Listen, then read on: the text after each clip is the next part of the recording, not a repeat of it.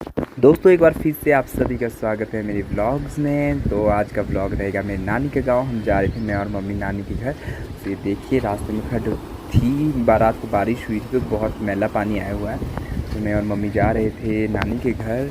तो अभी दिखाऊंगा आपको कैसा है मेरे नानी का घर। सो ये वो स्कूल जहाँ से मेरी 10th हुई है।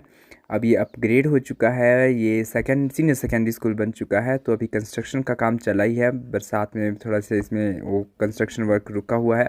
तो देखिए आप कितना बड़ा स्कूल था और बहुत सी यादें इस स्कूल के साथ जुड़ी हैं और कितना नेचर के साथ कनेक्टेड हमारा स्कूल था।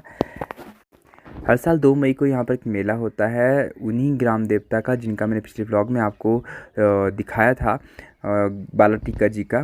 सो पहले यहाँ पर एक बगीचा होता था, सेब के पौधे होते थे यहाँ पर अब काट दिए हैं वो क्योंकि सूख गए थे शायद। सो बहुत ही हरियाली होती थी यहाँ पर और काफ़ी अच्छा लगा मुझे बड़े दिनों बाद स्कूल को देख के। ये बन रहा है मेरे बड़े मामू का घर, बहुत ही सुंदर है। देखो कितना अच्छा हरियाली ही हरियाली है।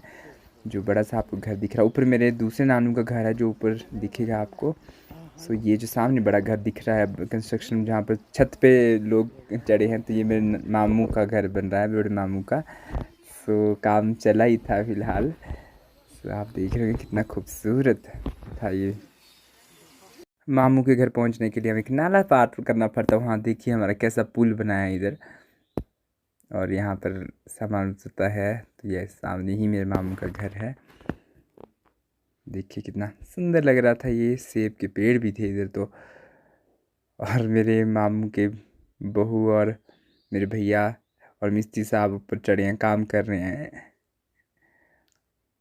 और किरणा भाभी तो जानबूझ के काम कर रही थी क्योंकि मेरे ब्लॉग में आने वाली थी तो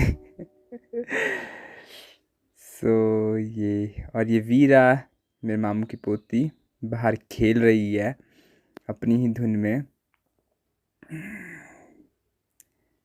देखिए कैसी मस्ती करते हैं। तो हम यहाँ थोड़ी देर बैठे और मामी, मेरी बड़ी मामी, यहाँ पर खाना खा करके हम चल पड़े अपनी नानी के घर। मेरी नानी छोटे मामू के साथ रहती हैं। तो ये बड़ा जो घर दिख रहा है ये मेरी बुआ का घर है, मेरी सबसे बड़ी बुआ है उनका घर है। और बुआ भी इधर ही खेतों में काम कर रही हैं जो मैं आपको दिखा रहा हूँ जूम करके। ये धूप अच्छी थी तो बुआ गेहूँ काट रही थी अपने। सो मैं आपको दिखा रहा हूँ, वापसी पे हम बैठने वाले थे यहाँ पर क्योंकि बुआ खेतों में थी। तो मैंने कहा मम्मी को पहले नानी से मिलते हैं, फिर आते टाइम बुआ के पास बैठेंगे। तो बहुत ही सुंदर घर इन्होंने भी बनाया है। तो ये देखिए कैसा नज़ारा यहाँ से दिखता है पूरा इनका गांव हरा भरा। सो मेरी नानी के गांव में लोगों ने घर इतनी सुंदर बनाया ना, सभी ने अलग अलग जगह पर बनाए हैं और बहुत ही सुंदर और शानदार घर बनाए हैं।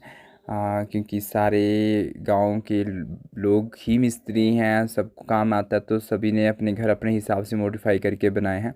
तो मेरी बुआ का घर भी 4 मंजिला है और बहुत सुंदर और बहुत ही अच्छी जगह पे है। अच्छी धूप आती है इधर।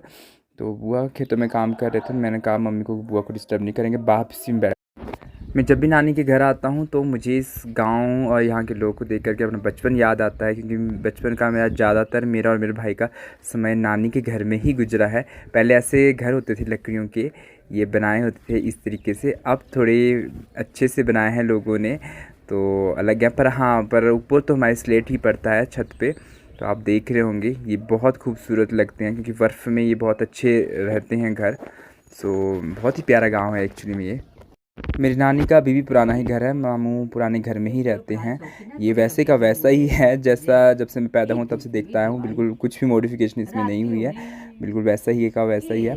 नानी और मेरी मासी यहीं पर रहते हैं मेरे छोटे मामू के साथ। तो देखिए ना, मेरे नानी के घर के इस बरामदे से इतनी अच्छी सीनिक ब्यूटी दिखती है ना कि भी क्या बताऊँ। ऊपर देवदार भी दिखता है, पूरा ग्रीन ग्रीन। आजकल का मौसम तो इतना सुंदर हुआ है कि क्या बताएं आपको, बहुत ही प्यारा है।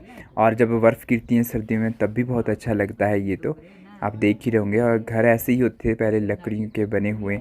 अब तो सारे लोग यहाँ से सभी ने पलायन कर लिया है, नए नए घर बना लिए हैं। बस मेरी नानी का ही घर बचा है जो यहाँ पर रहे हैं पुराने घर में, बाकी सभी चले गए हैं। पर ये घर की अपनी एक खूबसूरती है। लोगों ने नए घर बना लिए हैं तो पुराने घर जो कि लकड़ी के थे और बहुत खूबसूरत हुआ करते थे, कैसे वीरान पड़े हुए हैं। और देखो कितना खूबसूरत व्यू यहाँ से दिखता है। ये भी मेरा एक दूसरी नानी का घर है, तो हम उनके घर जा रहे थे, उन्होंने नया घर बनाया है। तो मम्मी कहा कि चलो चलें उधर, मैंने कहा चलो समय है तो जा आते हैं। और ये अंगूर की बेल भी लगाई थी मामू वगैरह ने। सो देख रहे होंगे तो गांव में हर एक चीज़ में लगाया, खुद ही लगाते हैं लोग, और सब कुछ घर में ही उगता है तो अच्छा लगता है। आजकल सीज़न इतना अच्छा हुआ है कि काफ़ी ज़्यादा ग्रीन ग्रीन, जहाँ तक देखो ग्रीन ही दिखता है। ये मेरे दूसरे मामू का घर है, तो आप देख रहे हैं कितना अच्छा और कितनी अच्छी लोकेशन पे बनाया है ये घर। खेत है, जंगल है, सड़क भी पहुंच गई है, ऊपर से नीचे खड्ड है, तो वो खूबसूरती चारों ओर दिखाई देती हैं इधर। और जो आपको यहाँ पर खेत दिख रहे हैं उसमें आलू की बिजाई हुई है, और कितने अच्छे लग रहे हैं खेतों के पीछे घर।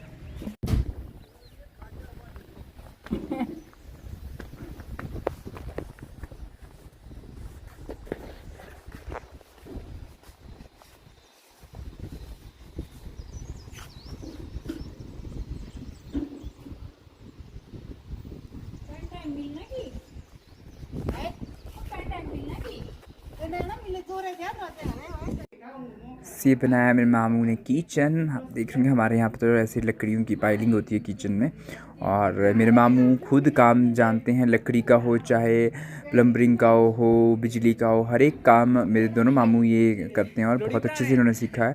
तो अपने हिसाब से इन्होंने ये बनाया है। ये तो पूरी देवदार की पाइलिंग की, और डिज़ाइन देखो कैसे बनाया है, खुद ही मामू वगैरह ने बनाया है।